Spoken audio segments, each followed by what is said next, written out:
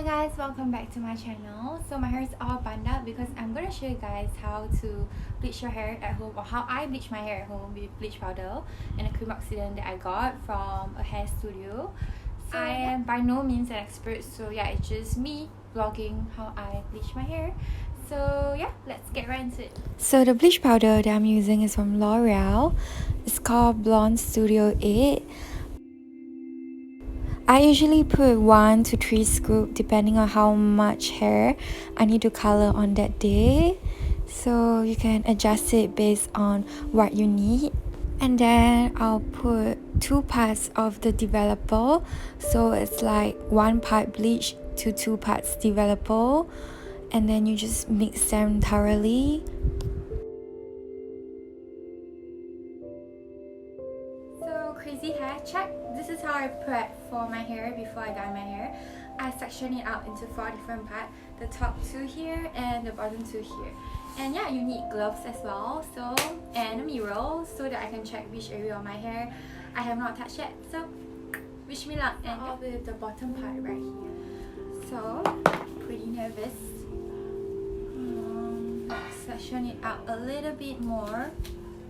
Here there's some parts that are like clearly more bright than others, but it's fine. So you prep the... Okay, you can use a comb if you want, but for me I like using my hand.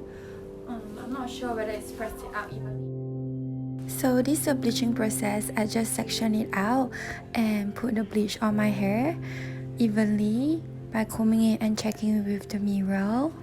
I apply the bleach on the lower part of my hair first before going to the roots, since the roots actually get bleached way faster than the bottom hair. So yeah, this is something to look out for.